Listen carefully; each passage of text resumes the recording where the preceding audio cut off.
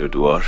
I currently serve as the Director of Research Support and Dissemination at Kenyatta University. I'm an Associate Professor of Molecular and Cell Biology, and a little bit of my academic background.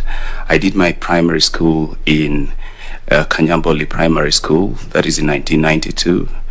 I was admitted to my dream school, but was unable to join, just like many of us share in the financial constraints. So I found myself in a local college called Lambo Lakeside College, where we were supposed to do a bit of carpentry, a bit of welding, but somewhere the proprietors decided that we can as well be registered to undertake the Form 4 certificate, KCSE. So somewhere I got registered, and in 1996 I did my Form 4 certificate and qualified to join the university.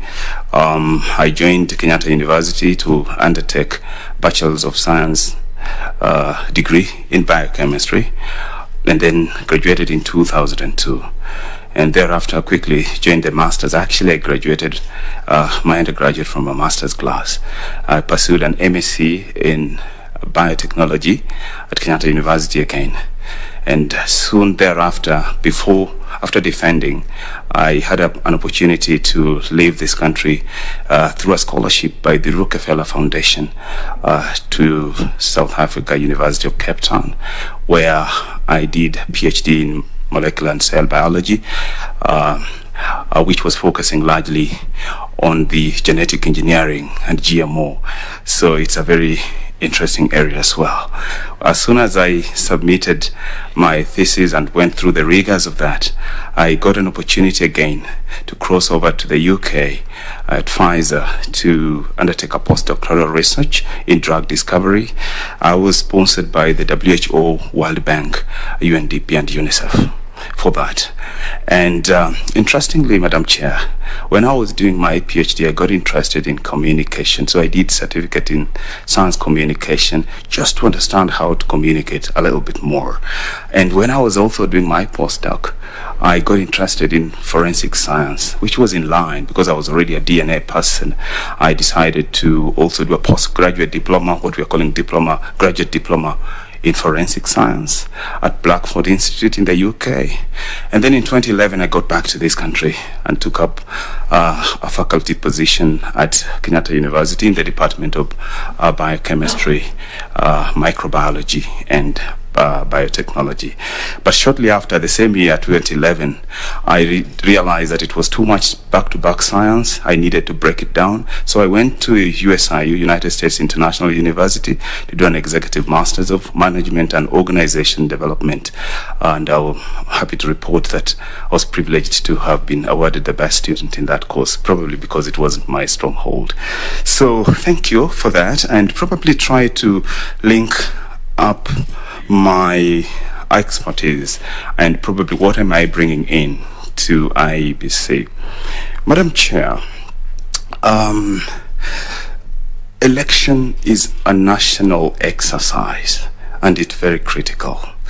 It might interest us to know that currently I serve as the board member of Kenya National Bureau of Statistics, and I chair the technical committee of that board, and also privileged to sit in the Finance and Administration Committee of the board. And one thing very interesting, Madam Chair, is that in 2019, we can recall that we had housing and population census, which was conducted under my technical supervision as the chair of the technical committee, and it was done on a digital platform, which I probably, if time allows, I'll ventilate on how the nitty-gritties of that. And it was largely successful. It was probably one of the censuses that we released basic results within 2 months and 3 days. That was unheard of because the previous one in 2009 was released after 1 year.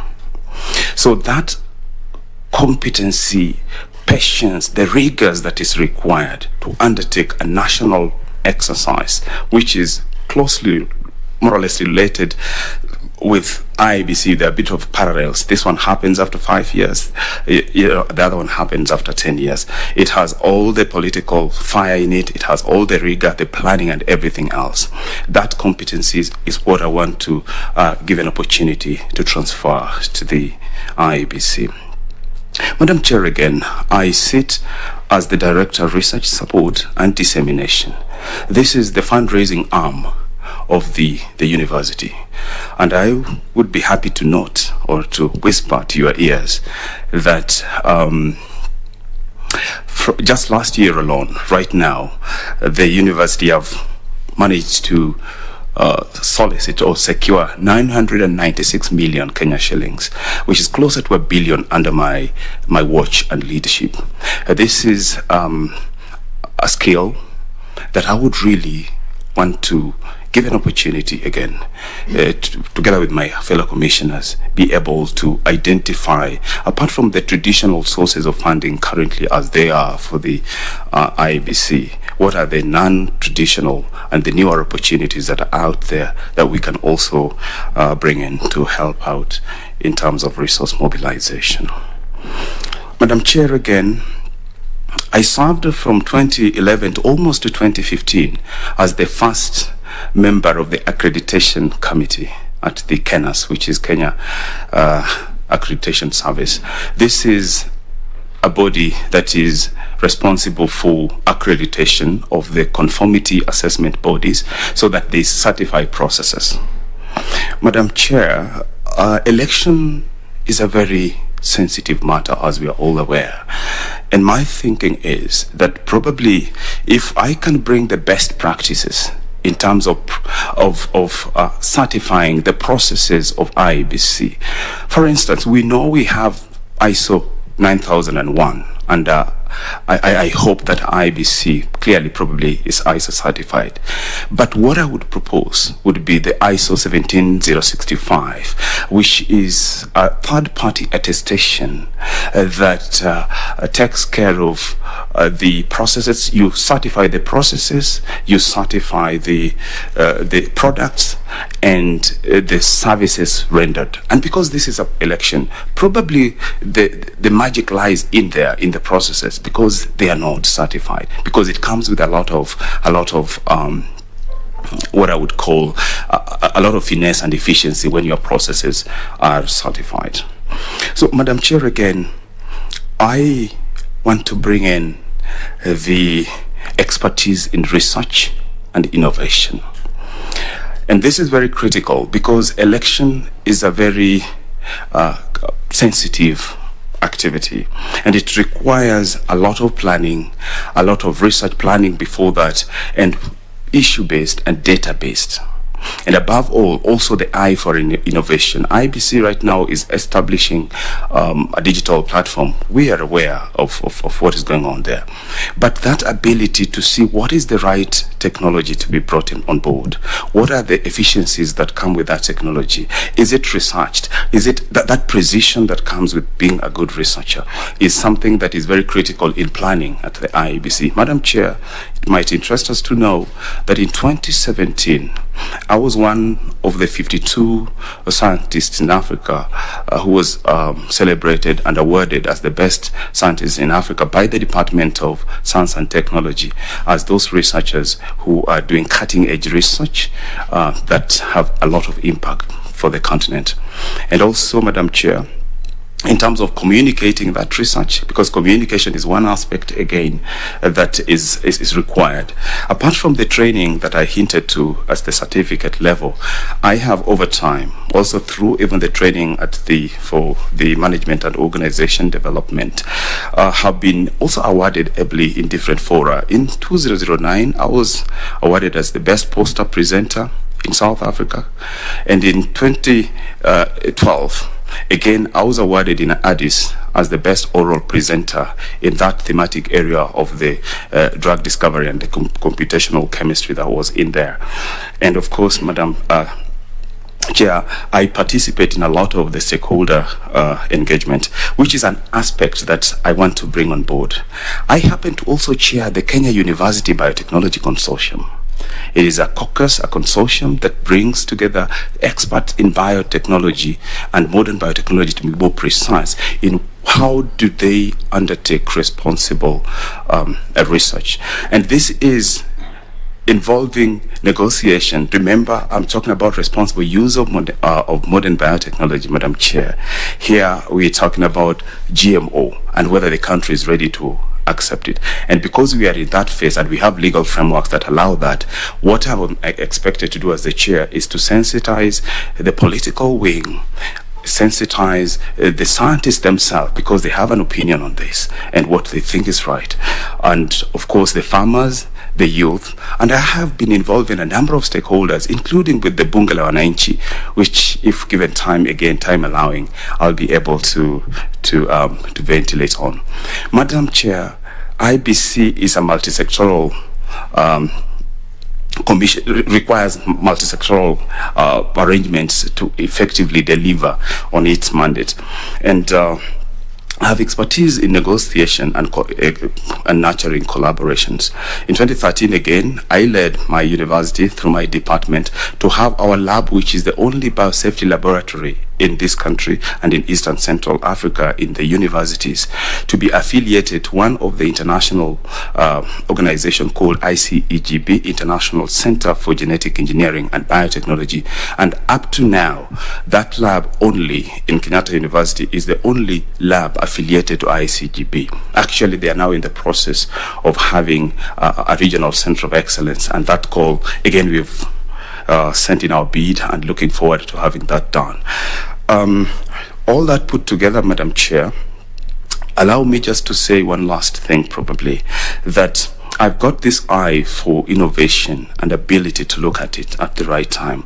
And this is attributed to the fact that I'm a patent holder with the World Intellectual Property Organization, where I patented one of very unique systems for stress inducible, which is a technology that will be required should you want to improve plants and any germplasm for purposes of accepting the genes from different sources.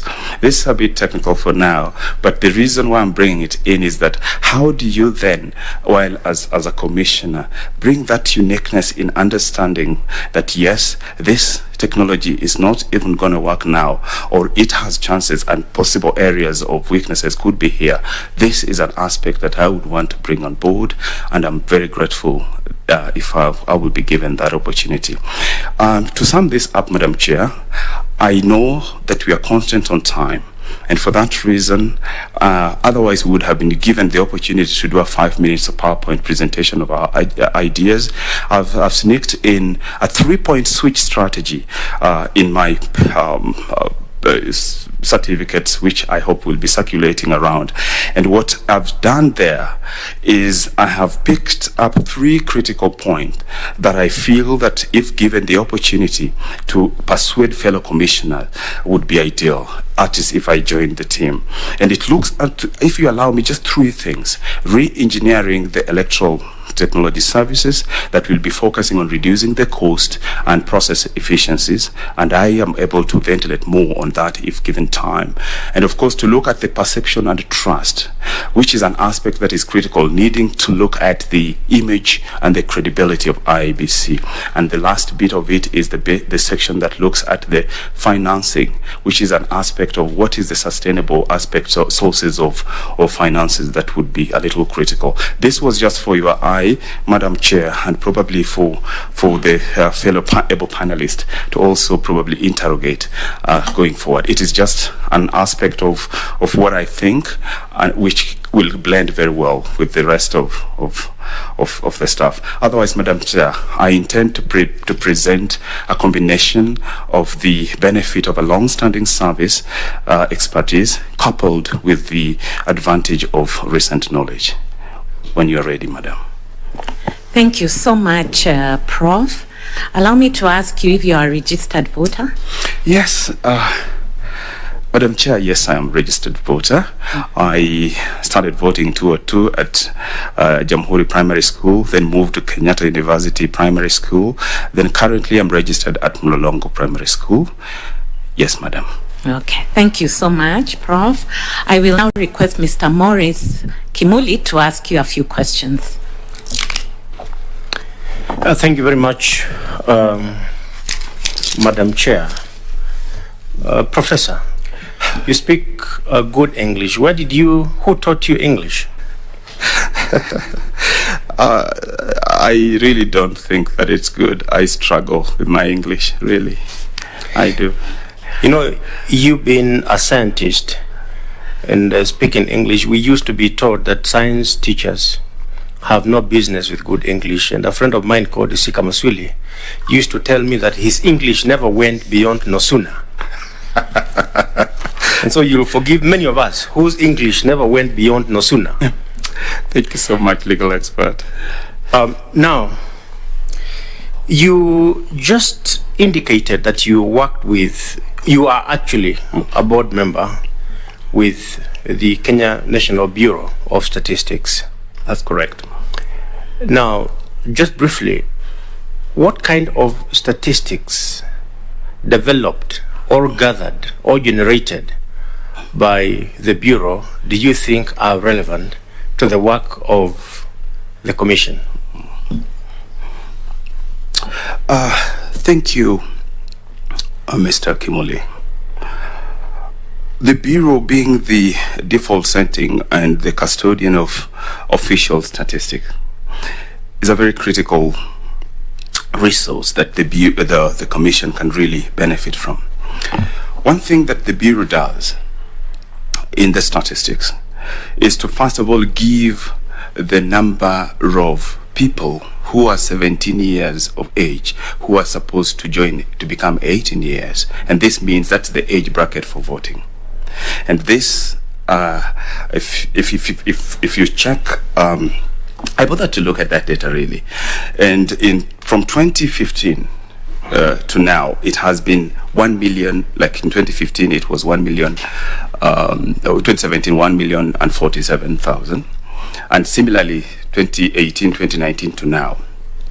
That data, which tells the Commission of the number of people crossing to the voting bracket, is very critical in planning and in realizing that what is important for Iebc to effectively deliver on its mandate. Because how do you plan for voter registration without getting to know what is the number that is expected to actually join the bracket? Mm-hmm. So that is very critical.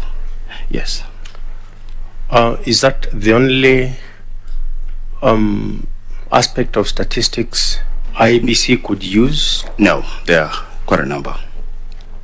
When you do population census like the one we did earlier on, and if you succeed to do the basic volumes, one of the volumes is critical in terms of giving demographics of a population, in terms of the population density, in terms of the gender, in terms of socio-economic, in terms who the disabled, for example, who are the females in there.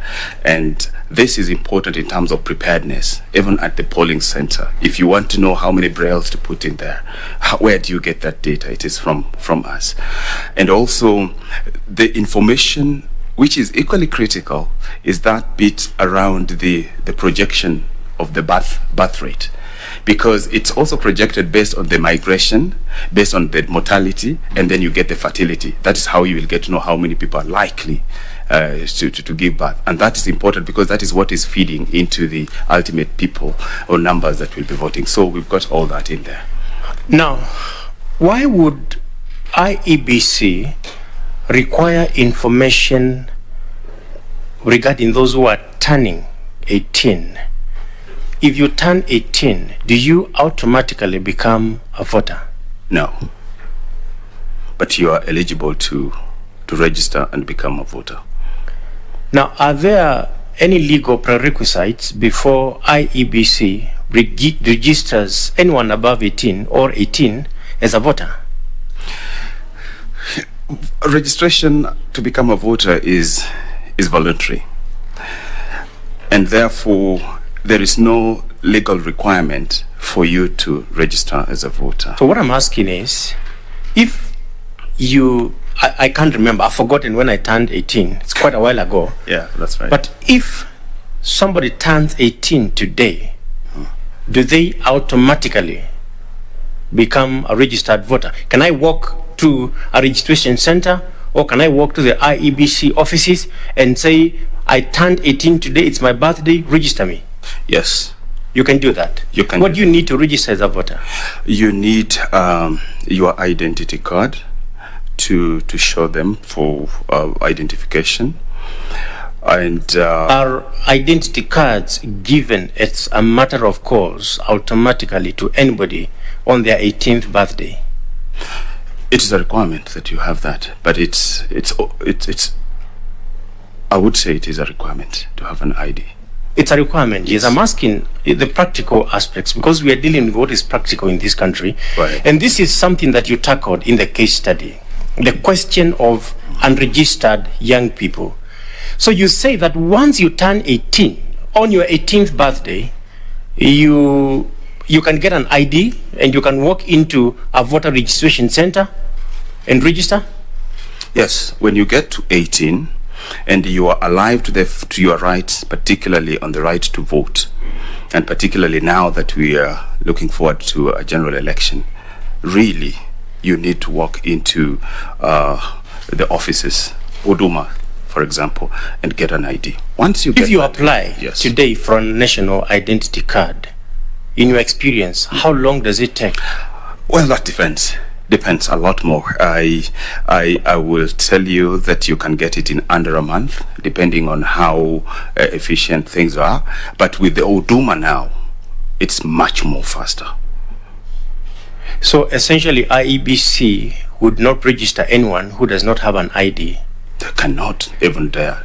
So essentially, the Kenya National Bureau of Statistics would first require to give their statistics. When young people are 17, the statistics are more useful to the Registrar of Persons than they are to Iebc. It's all interrelated in there. And I'll tell you, and all that is captured in one of the volumes when you're doing census is one that is called the year, that gives the statistics of each and every other person from under 1 year to the oldest person in there. Prof, yes.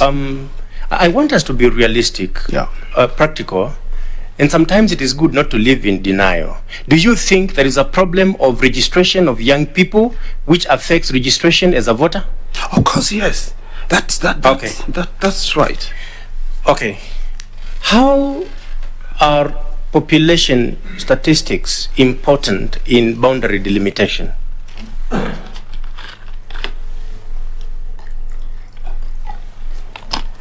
Population statistics is very important in boundary delimitation because of two things. There is a threshold that is required of 165,000 inhabitants that qualifies an area to become a constituency. And without that, then you fall within those protected constituencies, which is unfortunate. So there is a 165, which is a critical number in terms of identifying or demarcating the constituencies. The Constitution in Article 89 talks about population quota. What is population quota with respect to delimitation of boundaries of electoral units? Bwana Kimbuli, population quota can have two different meanings. The first one is when you're looking at the number of people as they are in a country, then you divide it by the landmass, excluding the water bodies. That's good enough for that. But for purposes of electoral unit, then it is that population divided by the number of electoral units. So you can take the number of people, divide by 290, or divide by the number of wards. That will give you specifically the content of persons within that area. So one of the considerations Iebc uses is population quota, the number of people. Now, these statistics come from the Kenya National Bureau of Statistics. That's where you serve. That's right. Do you know within what time duration intervals Iebc is required to review boundaries and delimit boundaries of electoral units? Yes. What is the time? It's a minimum of 8 years and a maximum of 12 years. And when do we undertake our population census? After every 10 years. After every 10 years. So, by necessary implication, if IEBC is to rely on population as a benchmark, it would have to rely on the Kenyan National Bureau of Statistics, which only comes through once every 10 years. What would then IEBC do with the obligation to review boundaries in 8 years?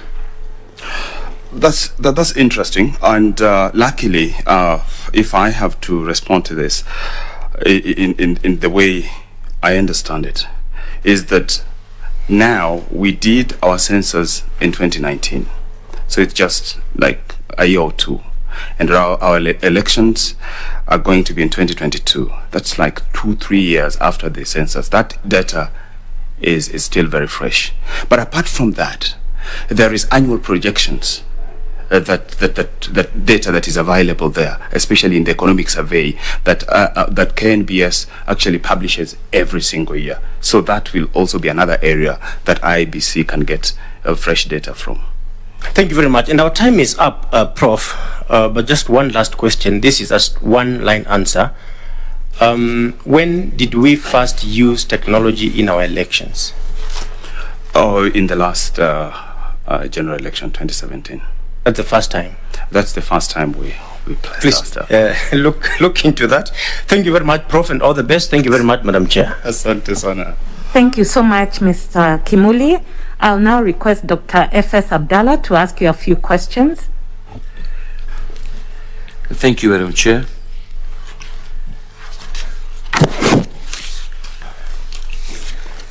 Prof, in your case study, under paragraph D, you stated that the commission to evaluate whether the tension between Secretariat and Commissioner is due to overlap of duties or just a misunderstanding, right? The need for a team building between the Secretariat and the Commissioner. Prof, in your opinion, do you think there's an overlap? In my opinion, I don't think so, Dr. Interestingly.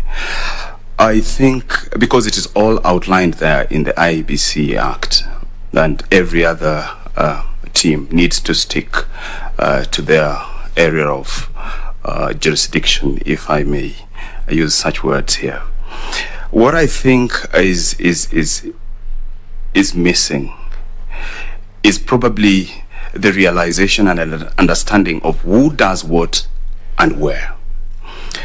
And Dr. something else that caught my attention when I was preparing for this interview is the unfortunate event that actually we don't have a commission or a platform like equivalent of what we have in SCAC, a State Cooperation Advisory Committee, that actually monitors the activities of the board members.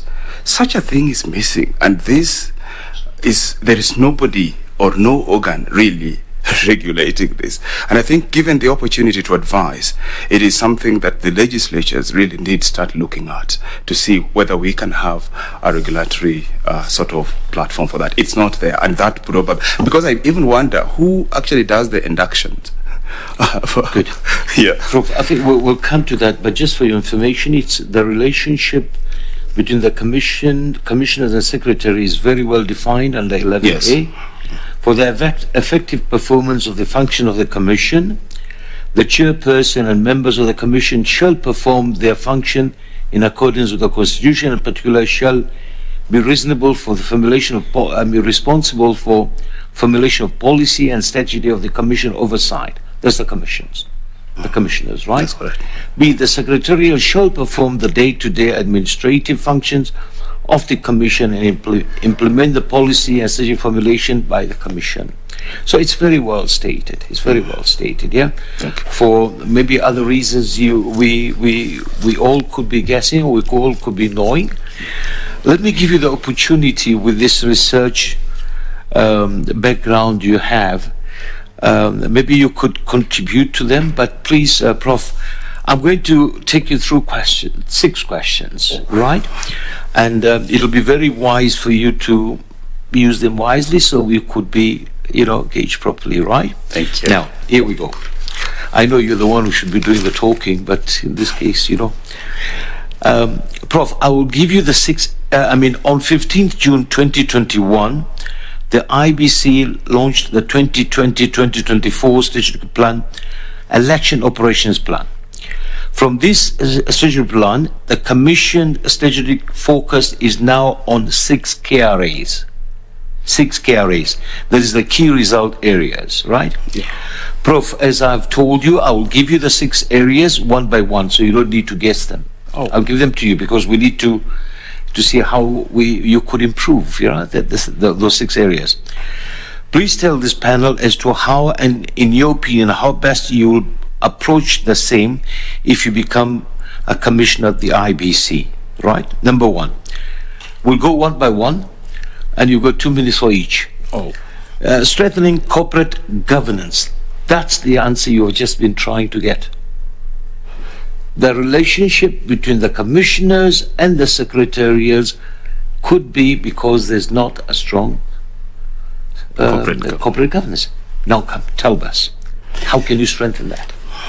Well, pretty quickly, I would look at the structures, the internal structures that are in the commission, and also look at the ambits within which the commissioners should operate, and outline them in very easy to implement policies, internal policies within the Secretariat, so that they are easily implementable.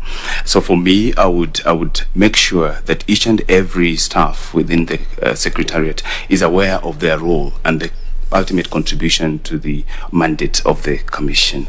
But at the same time, allow the commissioners, through induction and other trainings, quickly to also understand the role and the importance of oversighting each and every activities of the Secretariat, but not to be operationalized, because the commissioners are supposed to oversight at a level. So the user departments, and there are many in IEBC, need to give workable papers that are realistic, time-bound, and I will look at them very quickly to ensure that all the structures in there are done. So the supervision bit of it, and also the ability to understand the different roles that I will implement.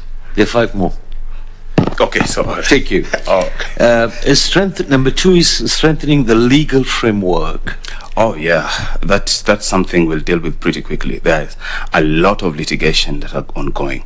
I would quickly, first of all, call it the legal team very quickly and assess whether there is need for bringing other people from outside, or just have strengthen the legal capacity of IEBC, but at the same time also consult outside with the possible legal minds that are not necessarily resident in the commission, because probably you might not be able to fund all of them or pay them. But I would strengthen pretty quickly the legal team. Good. Effective conduct of elections. Oh yeah, effective conduct of election. This is something I'm close at, and I can give direct support to this because of my expertise in certifying or in understanding the accreditation process of processes. I would look at each and every manual that is in here and find out whether it conforms to the national and international, best practices of the election, and quickly register IBC pretty quickly for certification by the conformity assessment bodies. Good. 4, public outreach through the effective voter education. B, strategic partnership collaborations and communications.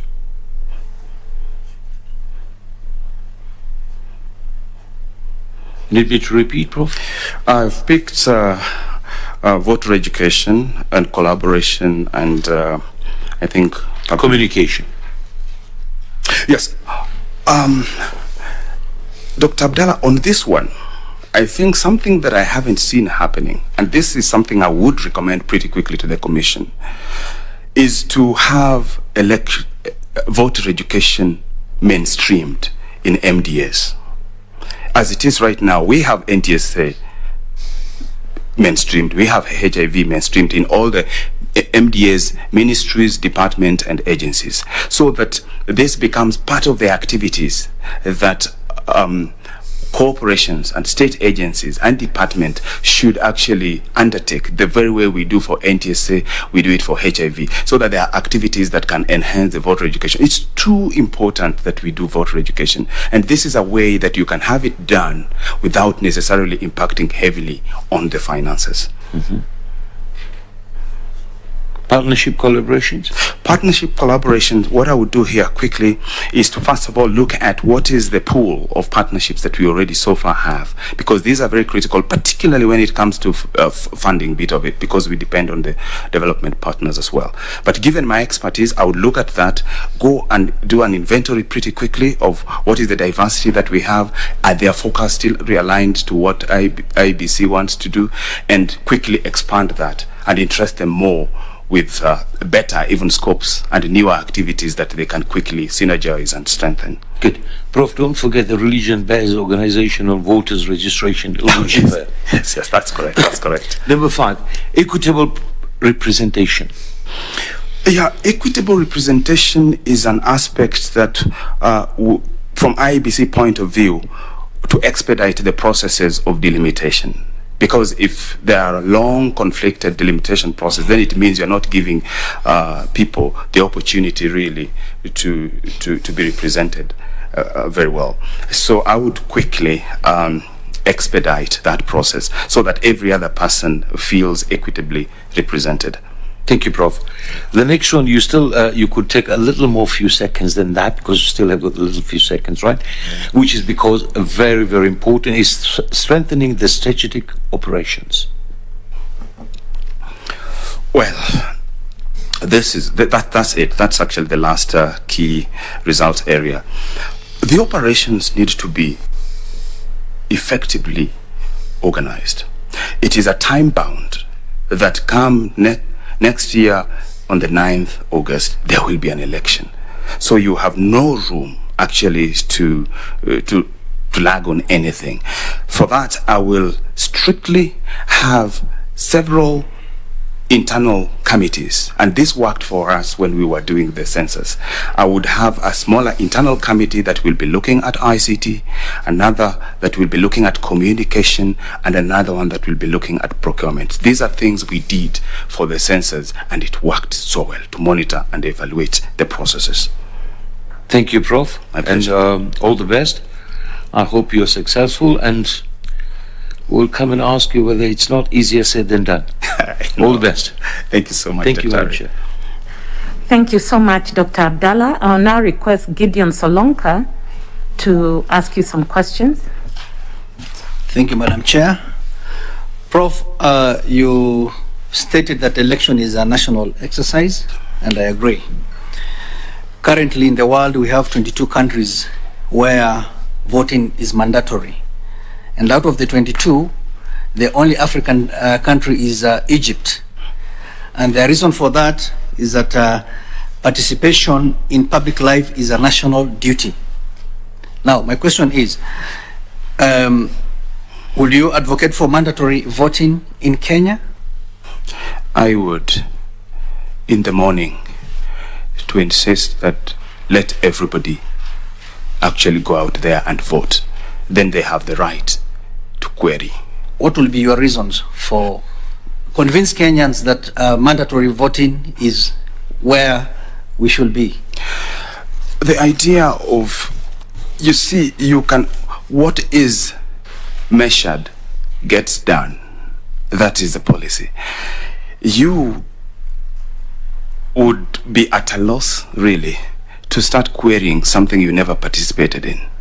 For me, it is so important that you get the best leaders, and the only way to exercise that sovereign right would be through the ballot. So for me, it will be go ahead and vote, and we ensure that is done. Probably that would change, because there are other people who find themselves, by the virtue that the voting is voluntary, they don't go out there and exercise. And some probably they they don't act so, because there are recall clauses, and I've not seen a lot of recall, a lot of recalling, if I may use that word, happening. It's probably because some of the people who are making a lot of noise don't feel any attachment to the leadership, because after all, I didn't vote, and do I really care? It is something we need to look at. It might not be immediate, but it's a conversation that I would open very early in the morning.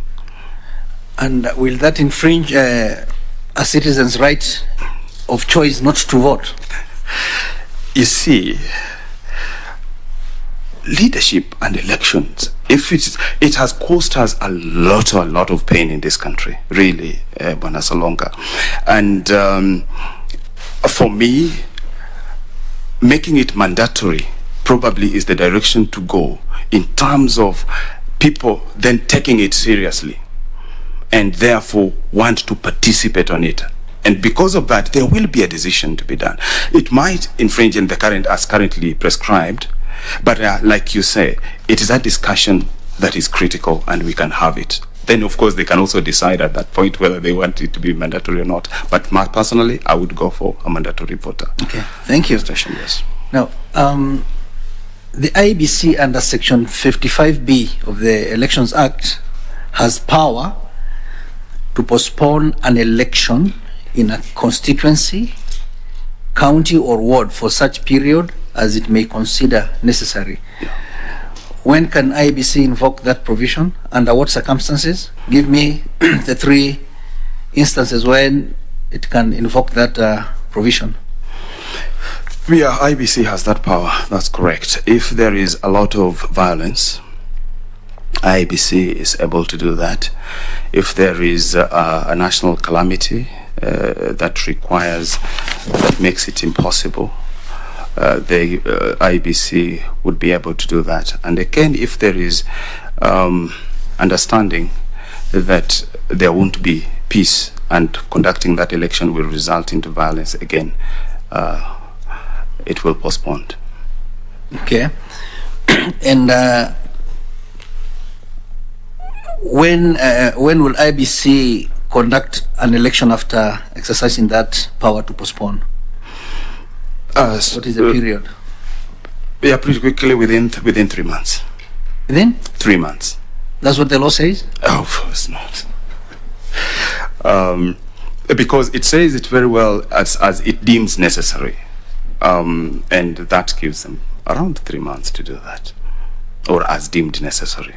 But that's an area I can familiarize myself. Okay. Yeah.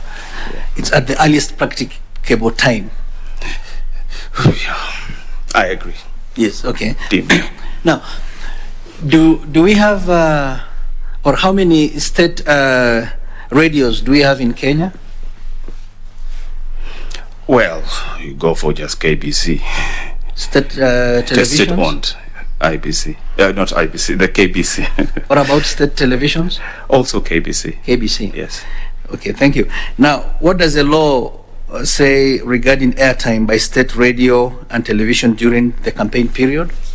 That those state-owned radios and television stations need to offer equitable distribution of airtime to all the contenders without bias. Without bias? Without bias. Okay, thank you. Now, my last question will be, in the recent past, there's been a debate on whether the the post-electoral system is an appropriate electoral system for Kenya. I didn't get that, sir. Do you know our electoral system in Kenya? Yeah, I do. It is the first past the post-electoral system. That is what we have. Yes. Oh, yeah, that's what you meant. Yes. So what is your understanding of that system? And what are the other alternative electoral systems available? Allow me to familiarize myself with that further. So please, let's pass that one. We pass that one? Yeah. Okay. I'll come back to it. Thank you. Now, define for me this term. What is an integrated electronic electoral system? An integrated electronic electoral system is this a platform which brings together the electronic voter registration, electronic voter identification, and electronic and the voter or the result transmission. There are three aspects in there. Correct. And what is a referendum question? A referendum question is this yes and no question where the public or citizens are expected to vote on an issue. Thank you. Thank you, Madam Chair. I wish you all the best. Thank you. Thank you so much, Mr. Solonka. I'll now request Madam Elizabeth Mayo to ask you a few questions. Thank you, Chair. Once more, good morning, Professor Dwar. Good morning, Madam Mayor. Okay, thank you, Professor. I'd like to refer to your case study, and it is on the issue of stakeholder engagement. So one of the response you gave us, especially on stakeholder engagement strengthening, is that the PR team to strengthen their acts, I'm quoting from your response here, the PR team to strengthen their acts to reclaim the image of the Commission in the face of agitated stakeholders. Please tell us how you will do that if you're appointed. Yes, thank you, Madam Mayor. Yes, Iebc, much as it has done a lot of good things, unfortunately has a baggage of public opinion that probably they didn't do a good job. But I've familiarized myself with the reports following that election, and interestingly it was scored higher by the observers, the reports that I've seen, meaning that the aspect that is now left to be dealt with is to ensure that the story that the Iebc has must be told out there in the right way. I would quickly do what we did in KNBS to strengthen our internal communication department with an outsourced component which will focus on publicity alone during an event like the general election. Okay, thank you, Professor. As you talk about sourcing the components, please remember we are having issues of inadequate funds in Iebc. I'm aware. So the growing cost of elections and demands from citizens for effective engagement and participation create pressures for innovative electoral reforms. You've talked a lot about that. So what reforms would you propose for the Commission to enhance stakeholder engagement and voter education?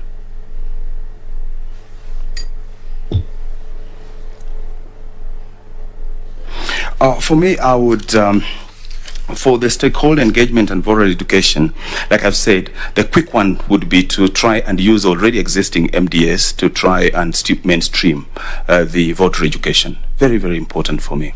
But now, between now up next year, before that happens, because we have an election to carry out, I would increase, first of all, avenues through which the messages go.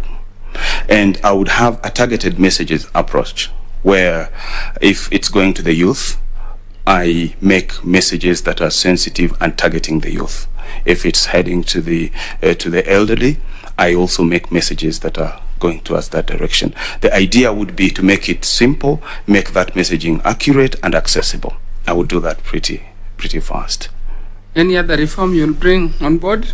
Another reform that I would bring on board is to look the media, which is a very, very critical aspect, because the media, the role that it has in terms of sensitizing the public would be very critical. So for me, I would quickly look for a very important section in the media called the Editors Guild and bring them on board, because they are the people who regulate what goes in and what goes out. And that's a critical aspect that I would bring on board pretty quickly for communication and for getting the information out there to the media. Okay, what kind of reform will you bring in place to ensure that voter education is effectively carried out in the remote areas? Yes, in the remote areas, I would work with the people on the ground. Iebc, luckily, Madam Mayor, has a lot of presence, and that is a strength that I feel can be tapped very heavily. We have the 290 offices, county offices. We have also 47 constituency offices, and we have 47 county offices. Those offices a very good platform for instituting a lot of messaging. I would work with I would attack barazas with messages. I would get to the social media, and this is an area that is very, very critical, particularly for the youth. I would look at the influencers, because the youth listen a little bit more to their influencers. I would bring all that on board. Okay, thank you. Thank you, ma'am. Professor, smart and new technology facilitate better and more transparent approaches to elections management and should be explored to facilitate greater confidence in the outcome of elections. Do you agree with this? Yes, I do. How will you achieve that if you are appointed commissioner? Smart and new technologies. And new technologies. In the strategic 3-point strategic thoughts that I have, I talked about re-engineering the technology services in the commission, and here I'm looking at how do you strengthen the digital platform to be able to do efficient voter registration, voter identification, and also to maximize on the speeds and networks that we have. Personally, I would quickly take advantage of the digital framework that we already have. The country is already ready for taking up of technologies, because we did it in the KNBS census that we did. And by the way, Madam Mayor, the country is ready, and there is everything to support a new technology.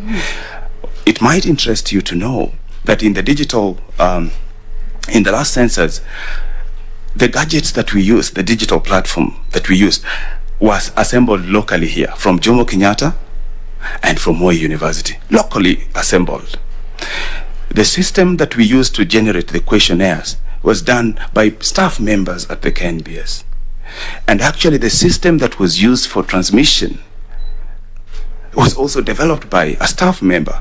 There was fear at the beginning of hacking and all that, but they made sure that the firewalls, the server, and the system was ably protected. And Madam Mayor, let me say this, and it's personal really. There is no any justification. Sometimes I hear people talk about how will be election rigging and all that. It is good to say that, but it is doable. We did it just the other day in the census. How do the banks succeed in ensuring that your money is safe there and you withdraw it to your phone just by an SMS and probably a PIN number? What is more important, if you are able to deposit your own hard-earned money through a mobile phone and it goes in there and you are comfortable with it, where did we lose the battle? How come that when it comes to the election of just transmitting numbers, and allow me to be simplistic a little bit, just transmitting numbers that 243 people voted in this particular area, take a photo, because that is what actually we need to get to a point of demystifying technology. And because we did it, I have the might and the patience to, and even the ability to explain. And this is how I would do it. Probably we need to tell people what was exactly the problem in 2017, because we hear a lot of what is really transmission. It was just get to a form 34A, take a photo of it, send it to the server, so that at the tallying center the other person is able to pull that data to reconcile, to make also another form 34B, and then fire it up to the national tallying center. You do it to the national tallying center and also the constituency tallying center. That thing is not as difficult as we want it to look. And therefore, for me, I would want to demystify that and tell people that, yes, we are ready. We have the country dealing with Huduma. And there's something else probably we are not taking advantage of, is the Huduma. It is a very good platform, especially because it is consolidating databases. Passport, ID, birth certificate, death certificates. You will realize, Madam Mayor, that the two things that we require as Iebc for voter registration really will be to capture the fingerprints and the face, then link it and then start petitioning it into where should somebody vote. Is it in this polling station or the other one? The Huduma Kenya, the Huduma number thing is very articulate. It has already captured that, and all we will require as Iebc is just to have that data, pull it to our depository, because you have to have a sub data, because only IEBC can register voters by law.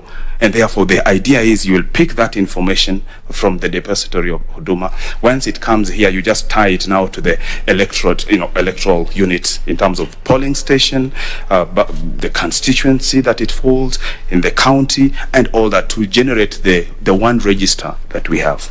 Thank you, ma'am. So, Professor, in your view, the country is ready for use of technology in election? The country is ready. Yeah. All we need to start right now is making frameworks and platforms so that we can sample this in 2027 and go and have a blended electoral, voting in 2032. So the country is ready, but not for 2022? No, not for 2022. Okay. For 2022, whatever we have right now just needs to be strengthened. It's good enough, especially on the section around the transmission.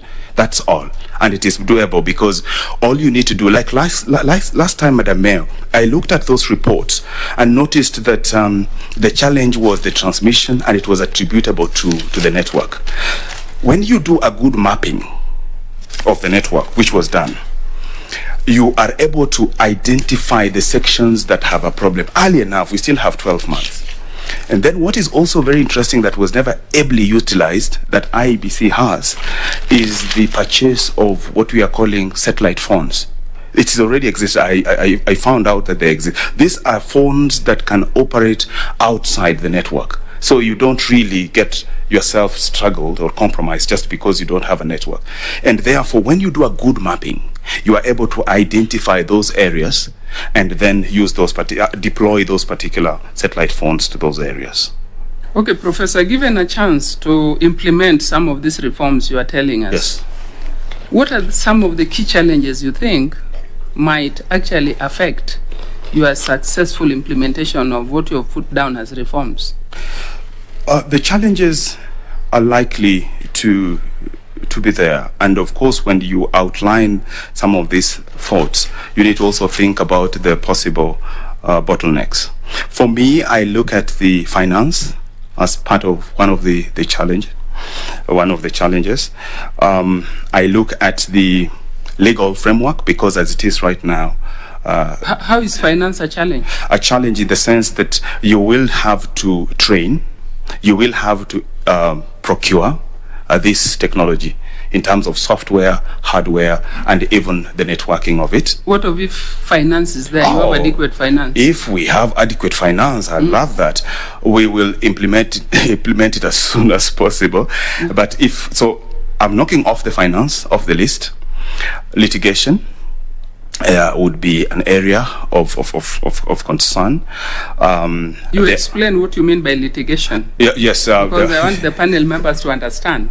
Yes, there will be people who certainly will want to challenge that and say, hey, why are you bringing for us probably a technology? And some of us assuming, and with a lot of humility, somebody would say, I don't have both my hands, and therefore, what else are you going to use to identify me? Okay, that is when now we think about other ways of biometrics, like the voice, like the earlobes, by the way, is also another biometric, which is interesting. So I look at the finance, which you have talked, you knocked off the list. I look at litigation as part of it. And another challenge would be the training bit of it, because it will take a little bit of time to get our people to believe on it. But more importantly, I think, and this is critical, is to get the public perception and buy-in that it is okay and it is doable and it is okay, your votes are right. Those are areas I would quickly look at. Okay, thank you, Professor. My pleasure. What, in your view, do you think is the importance of responsible reporting in elections? In regard to the media, right? Responsible reporting, yeah. Yes, it is. You see, depending on how the media or the reporter wants to project, and this is an area that I find very interesting. Media is there to sell or to disseminate news, and they're in the business of news. And it is important that the generators of news, because what the media gets out there is what they have also found there. I'm yet to find a media house that is fabricating even the banning of probably a house. It requires a lot of IT knowledge to even Photoshop a banning of a house and all that. So if a media practitioner goes out there and there is violence, they will capture whatever they have seen. The idea here would be to train them, and that's why I brought in the Editors Guild, that when it gets to that point, what do you do as a responsible journalist? And Madam Mayor, one thing that I find interesting, especially with the reporting, we are so good in voter education, we are so good in preparation and telling everybody just go out there and vote on the right day. But immediately the voting starts, we start imagining results, which is interesting. But at that particular point, we have so many commentators in all these televisions talking everything, trying to postulate numbers, I engage with ideas. But something that I think is missing is something I call in my strategy patriotic dialogue. Because we have been here before, we have been here for some time. We've seen how the election of 2007 was, 2013 and 2017. Clearly, we now know, we have some ideas of what we can do. A patriotic dialogue from where I sit is this brings together people whose etymological pedigree is beyond reproach. People, you bring the faith-based, get us, and they exist in this country and beyond.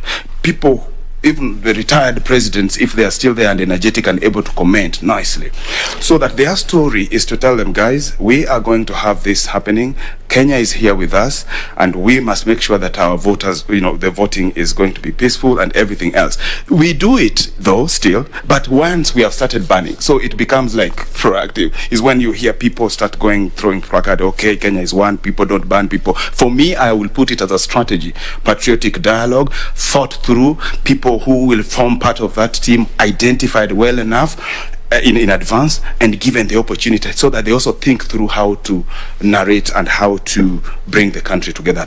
It is something that is missing, and I will institutionalize. Okay, thank you, Professor. Time is not on our side. Thank you but so much. Just in 1 minute, please tell us what are the rights and privileges of the media?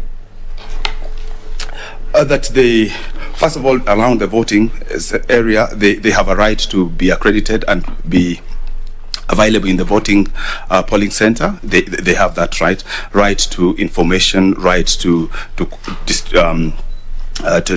actually broadcast it, right to access the polling center. I've said that. Right to distribute that information out there, and right to security during that time. Okay. On minimal. Thank you so much. Thank you, Chair. Thank you so much, Madam Mayor. I'll now request the Vice Chair to ask you a few questions. Yeah, thank you, Professor. Professor, in our history, electoral history, and I don't want to go very far back, but I want to go to the 90s. We've had periods of election-related violence, which has led to serious upheavals in the country. And quite often, these major upheavals even threaten the security of the state. Sometimes even the existence of the state is threatened. Now, we've had problems 1992, 1997, 2007, it's a major one. Quite often, the issues that cause the violence, elections are just a trigger. But the issues that cause the underlying causes of these upheavals and violence are completely different. So election just triggers. Could you mention some of the underlying causes of this kind of violence, and how as a country we can deal with them? Thinking of 92, 97, 2007 especially. Thank you, Vice Chair, and I agree. I share in that pain like you do, Vice Chair. And we have seen really progressive violence in this country every time there is an election. Part of the reason for this, I would say, would be I have a number of areas I can touch on this. Ethnic politics. where parties, many of them, start by coalescing around their tribes, and when they feel they're good enough, they have galvanized their tribes, is when they think to start expanding. You would look at the aspect of winner takes it all, where you get that almost 45-50, the variance between the winner and the immediate loser is too close, and that brings the temptation of feeling that it should have been me. And of course there is the lack of the culture which does not allow somebody to accept defeat gracefully. I would look at the convenience of precedence, where you say, come on, there is no election without violence, really, because we haven't had any in 1992, in 2007, 2013, and 2017. We've said there is the confidence that comes with that precedence that also needs to be dealt with, that indeed we can have a good election without necessarily having that. So that is what I'm calling convenience of precedence. And also just our build-up, the campaign itself. You would hear, and this is something again we have to deal with, before the elections you can see how charged the country is. So if we are able to look at all this, then we will be able to design mechanisms, and that is to respond to your second part of the question. How do we design mechanisms to mitigate this kind of behavior or circumstance or phenomenon?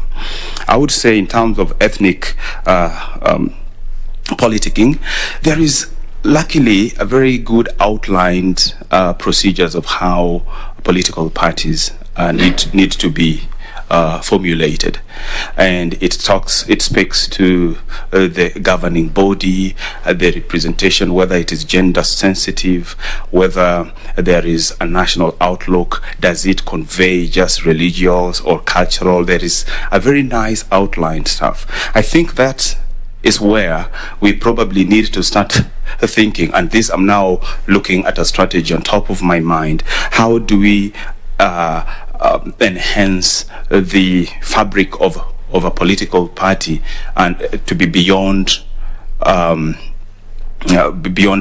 particular tribe? This would be something very interesting. Like we do in law, we can even put a percentage that if it is 50% from this particular area, that should be dealt with, and that will require a bit more of legislation.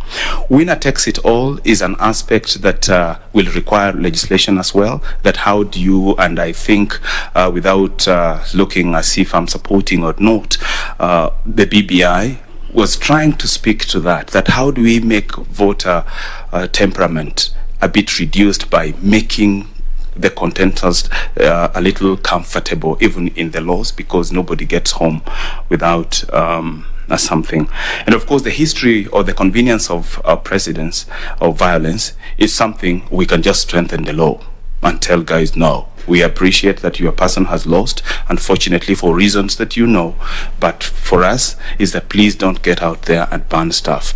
And again, my idea of patriotic dialogue comes in at that particular point to lower the temperaments. Thank you, my Vice Chair. There's one major cause, and especially 1992, 97, 2007, there's one major underlying cause. Do you remember, are you aware of the Kriegler Commission, findings of the Kriegler Commission? Oh yes, Kriegler, yeah, that's right. It was following the National Accord. Yes. Yeah.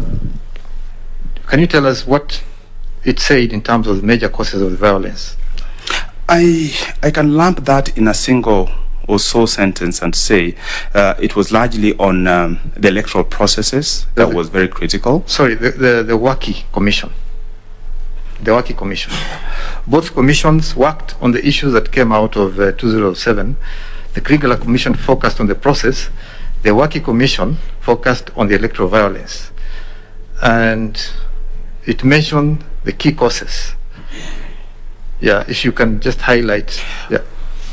Well, I thought I touched it a little bit, Vice Chair, particularly on the winner, the aspect. It implicated the aspect of winner takes it all. That you. Yeah, that was one. Yes. What was the other? Another, again, I also probably hinted onto it, but the recurrence of violence that has made people become a little stubborn or comfortable with violence. Okay, let me just, for the sake of, so that we can move forward. Land, historical injustices related to land, that was a major cause, 92, 97, 2007, a major underlying cause. Now, I'm touching on these issues to try and bring you to the point that, I was looking at your beautiful diagram, the framework here. Thanks.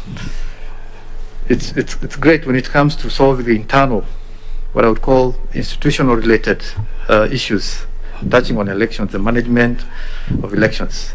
But the external issues that touch on governance, that have to do with governance, the way the country is governed and the way we govern ourselves, are not reflected in this nice framework here. So you could have all this and still have an election failure because of the external factors.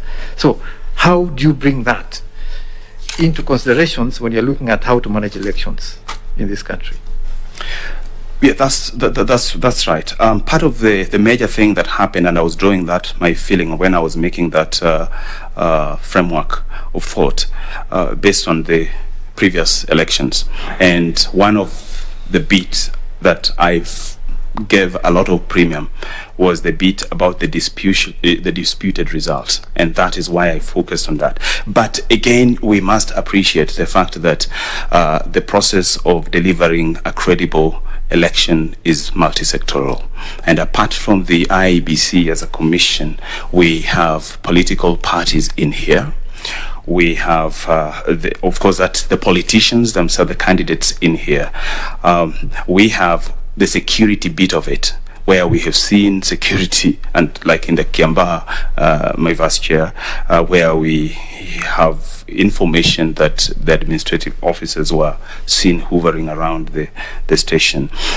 If you look at the government in terms of also the misuse of office in terms of resources, that's also another area that can affect that. But all this said and done, if we are able to uphold the tenets as prescribed within the code of conduct, we will be good, Vice Chair.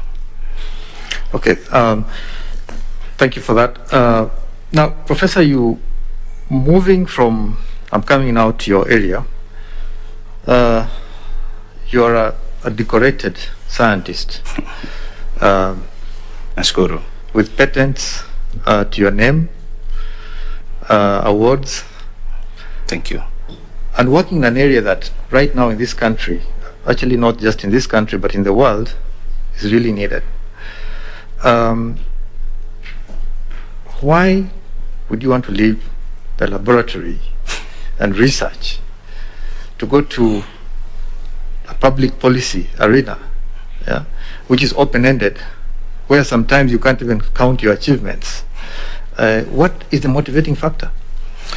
Thanks, but I worry, and I agree with you that much as the animations that are attached to my academic and research career, people grow, and growth comes with the desire to serve in more unfamiliar territories.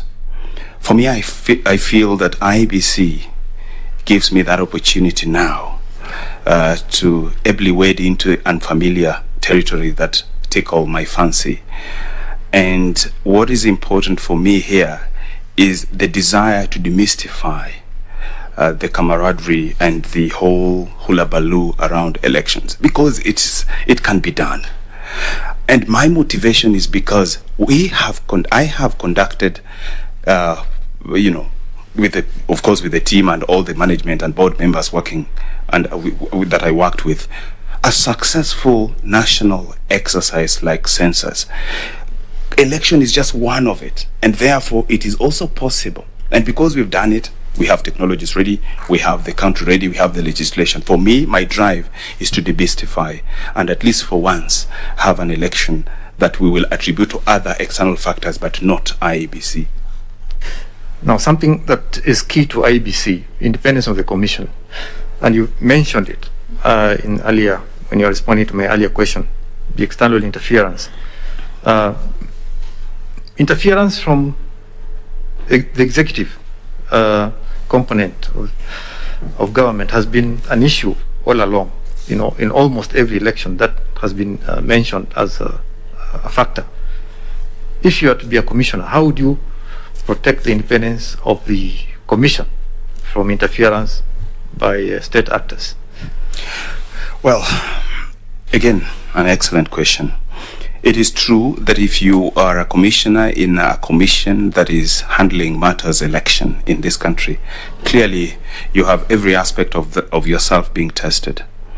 And for me, when that time comes, and if I'm privileged to be given this opportunity, one is to revert very quickly to what are the values as ascribed to the Iebc.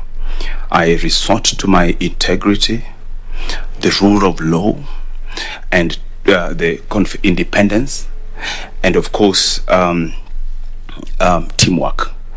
I will insist and persuade fellow commissioners to see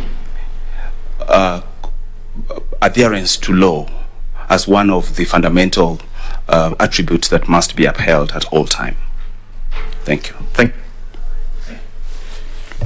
Thank you so much, Vice Chair. I'll now ask Reverend Mutia to ask you a few questions. Thank you, Chair. Professor, I'm beginning with a follow-up question.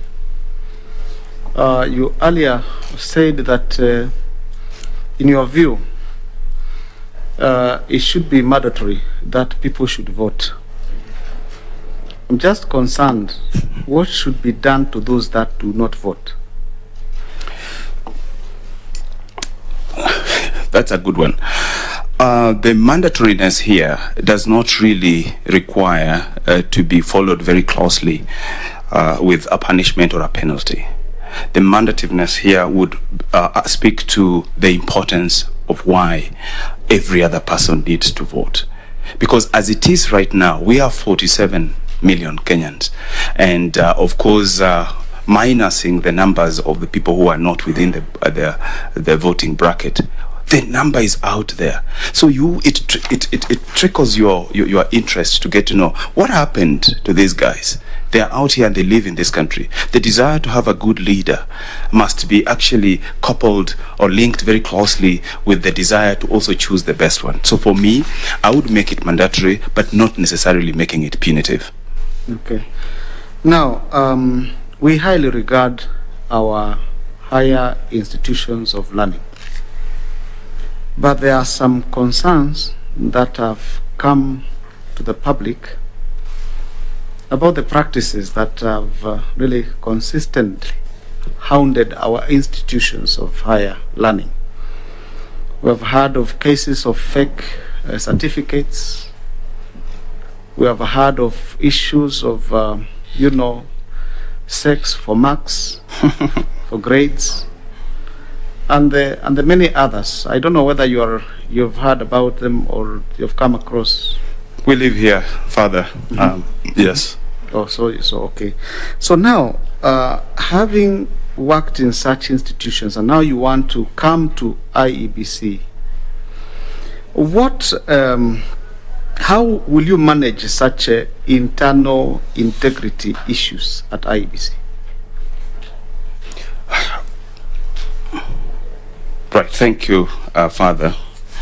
I'm happy that you are already giving me an opportunity to leave that environment that has got, say, fake certificates and sex for marks, and taking me to Iebc, at least, where those two don't seem to be a major problem. And if I talk to it generally, then you're probably alluding to how do you handle the sexual harassment, and probably in terms of fake certificates, how do you deal with integrity, or your integrity when you are approached, if I may refresh. There are policies already in place in all organizations right now that should be able to handle this. For me, as a commissioned CMA member and in St. Mary's Catholic Church in Sabaki, Mlolongo Parish, one thing I believe in my Creator, and I because of that faith alone, I will clearly score dismally attempts to try and push me that direction. But in terms of other integrity, for example, when somebody wants to attempt you, there is something that I believe in, that how you project yourself will inform how the public interacts with you. And I have had an opportunity to be in such positions before, and even now in KNBS, where we ran a census of 20 billion Kenya shillings, and there hasn't been any scandal or any misappropriation reported, to the best of my knowledge for now. Not to say that there were no attempts, but to say that we stuck to our virtues, and that is what I'll bring back to Iebc as well. Corruption is a vice that is rampant in the public sector. I hear you say that you've handled volumes of money. Yes, we did. What do you think makes the public sector more vulnerable to corruption? One thing, it is a culture and attitude thing. Corruption does not happen if it doesn't have both sides of it. You have the person projecting to offer a service for you, and the other person also willing to give. I've had instances where if somebody approaches me with such kind of overtures, then that's very easy to deal with. You would guide him very ably to organizations in this country that really would benefit from that kind of overture. But not to say that it's not happening. It is happening. I haven't had a direct chance, and probably it goes back to what I was saying, that probably approaching me with such kind of intentions would find unnecessary or limited reception. But what I would say is we need as a country to work on our attitude and culture. We must understand that indeed you can get service without paying anything, and that you can still supply a service or commodity without necessarily involving yourself in corruption. It is possible, and it's happening. Father, if you may allow me, you notice that sometimes it's about the frame of mind. You can see a lot of wanton disrespect to, say, a lot of traffic or rules in this country, and when we land in London, automatically, and you are given a car to drive, you recalibrate very quickly and wait until that green light shows up. You then wonder, was there a transformation for 8 hours flight from JKA to Heathrow that makes you automatically change? So from where I sit, I think it is culture, and it requires attitudinal change. Thank you. Thank you. Lastly, Professor, I'll give you a scenario. You've received an anonymous tip during general election that one of the candidates is handing out money to voters at one of the polling stations. What steps would you take if you are a commissioner of Iebc to address this allegation? Wow, when you talk about money, that straight away finds itself within the ambits of bribery, and that is an electoral offense. It needs to be called out on with the contempt it deserves. I'll straight away, because at that particular point, the electoral officers actually have the security and the police with them. And at that particular time, for the sake of that election, they take command from the electoral official. I think I would, as a commissioner, which now at that particular point the Secretariat and our members are already in the polling station, I would expect them to go out there and first of all give the requisite orders of that person to be arrested, if they get them on the act. But if it's not, then we have no basis really.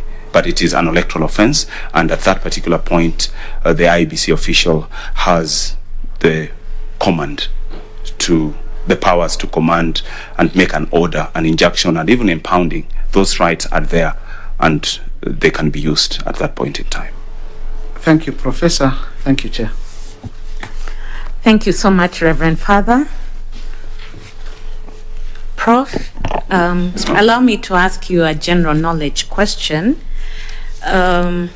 If it happens that you get appointed to be a member of the IBC, you'll be joining a commission that already has 3 members, a chair and 2 other members. Other than the chair, who are the other 2 colleagues you might find there? What are their names? There's a professor colleague of mine, and Chebukati, of course, you've said we shouldn't mention that, and then Professor Gore. Allow me to pass on the 3rd gentleman. Okay, so the other one is Mr. Boya. Yeah, Boya. All right, thank you so much, Prof. We've now come to the end of your oral interview. I'll invite you at this time to make any remarks you might have to the panel. Madam Chair, when I was preparing to come for this interview, I had many questions, and I was wondering how does it. It's one thing to really watch this seated at the comfort of your living room, and you guys look great from out there, I can assure you. But it's one thing when you sit here. The interview has been very informative. You have made me to settle pretty quickly in. And the kind of expertise and rigor and wisdom that I've seen in this room, I've watched all the interviews, is something that I say that as soon as I get this opportunity, God willing, inshallah, then expect a communique from my desk through my chair that your expertise can actually inform certain policies at IBC. I'll really look forward to that. But largely, I'm grateful for this opportunity, for the able panelists. And allow me just now to talk to the Kenyans and tell them that in 13 months from now, we will be going out there to undertake to do our rightful thing. And I'm just calling out on them to find it necessary to go out there and vote, and should not wait for it to become mandatory for them to exercise their due right. I'm very grateful for this, and may God bless all of us. Thank you so much, Professor Oduor. On behalf of the panel and the people of this country, we also want to extend our appreciation to you for expressing an interest to serve as an IBC commissioner. We do wish you well. I'll now ask a member of the Secretariat to escort you. Please ensure you get all your original certificates. We wish you a very good day and weekend. Thank you. We will now take a break until 11:30 for the next interview.